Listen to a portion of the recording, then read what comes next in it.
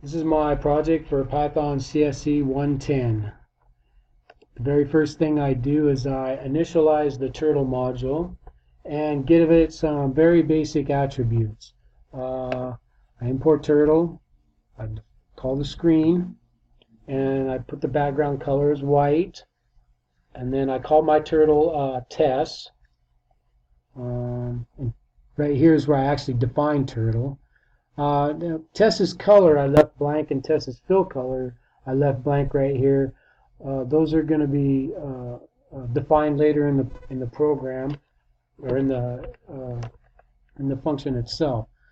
The if statement is if Tess is filling, I want Tess to use a bigger pen line, size of pen. But otherwise, I want Tess to just use a small pen, so that my lines are small, and yeah, it's just neater that way. And the other part is just repositioning Tess to begin the drawing. So the very first thing Tess does is Tess draws a square, just a simple square, and fills it with the color I defined as blue. And my colors are defined at the bottom of the function as x and y. And color 2 is actually xy. Color 1 will be yx. But Tess begins to fill the square and then ends filling it at the end of the function. That way the square gets filled. And the second part of drawing my pattern is just another square. But the colors on this one is going to be defined as color 1. It's an opposite color. So instead of a red line and a blue fill, it's a blue line and a red fill. It's alternating colors. But it's just a simple square drawn in a for loop. And that brings me to the next one.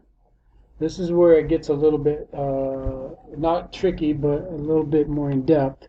I start out by drawing one square outside of the loop, and then I put Tess in a for loop, and I draw 4 square 2s, so I got 4 squares of color 1, which are red, and then I have 1 square of square 1. Then I have Tess go back and actually draw the triangle. And I use the hypotenuse function to size the hypotenuse. If I scale it up or down, make the actual whole pattern bigger or smaller, it uses that hypotenuse function to actually calculate the length of those lines, because they're not going to be the same size. They're triangles. So this is where it kind of comes together for me in combo 3 and 4.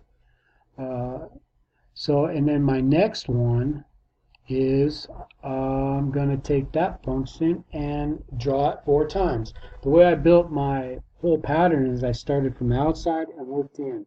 So I drew 1, 2, 3, and 4. So I just put combo 3 and 4 in a for loop, turned Tess a little bit, and I had to back her up a little bit in order to get it started in the right spot. But then she just drew it 4 times, and it was pretty much just as simple as that. Again, the colors are set so that they'll alternate on the bigger pattern. But this is just the very beginning. I started with 1 square, then 2 squares, then 6 squares, and now I drew this block of squares. So now I'm going to start working my way towards the center. And I did that by drawing an inside row of 4 squares, which I used the above function square 1 and just ran it through a for loop 1 time and filled it with color 2. As you'll see at the end how my pattern's laid out.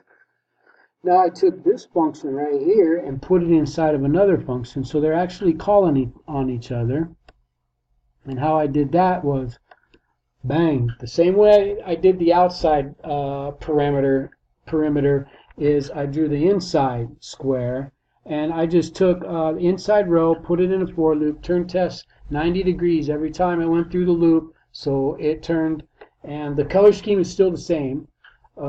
This color is opposite of well, not opposite, but it is a solid block of this color. Now for the next step is I have to fill in the middle of that. So what I did is I called on the above function inside row, turned 90 degrees and then just went through a for loop 4 times. So 4 squares is what I end up with.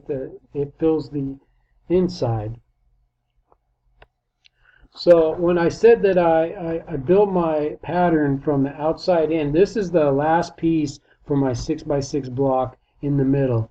Now my next step, after we take all these functions and tie them together into one function, we get a block of 6x6. So this takes all the above functions and puts them into one, so that I could just call on that function right there and do whatever I want with it. So the assignment calls for me to make a block of 3x3 of these blocks right here. However, I have to alternate the colors so that where you see a blue block here and a red block on the square next to it and the square below it, they're going to be opposite. The squares that are blue here will be red on the next block. And so I have to take this function and put that into another function, which will draw this right here. So this is going to draw my 6x6 block 3 times, but each time it's going to alternate the colors. And this is where it got a little bit crazy, is I had to count every time it went through the loop to draw that one pattern, and if it was divisible by, or if it was an odd number, it would fill it with color 1, color 2. If it was an even number, it was color 2, color 1. So they're opposite, they're alternating. And each time I had to initialize or update the counter. Then it's just repositioning tests. Each time I drew from left to right, and then I just did 3 rows from left to right. And putting it all together, we end up with the completed pattern. And this is what we've been waiting for. After a lot of hours of hard work, this is where we're at. It's the full pattern. In order to draw that, I had to take 3 of the above functions and draw it 3 times. But I also had to initialize the counter, and that way I got my colors right. Here's where I define my colors, where X is blue and Y is red. And you can see right here my color 1, my color 2, X and Y and X, and then the 10 there is to assign the size, so it's scalable. You can put any number you want in there and draw it to scale to that size. And now I'm going to actually take a copy, take the function itself and run it. Okay, now I'm going to actually run the code. This is the actual code itself. You see, I just work from the outside in. Each function calls on the other one, the one above it, where I put them all into one 6x6 block right here. And I take that 6x6 block, make it into a 3x6 block, and then into a 3x3 block, so it's bigger and bigger. Now I'm going to run the code. And I think one of the hardest things about doing this was just actually sitting down and doing it. This is the accumulation of about 12,000 hours worth of work.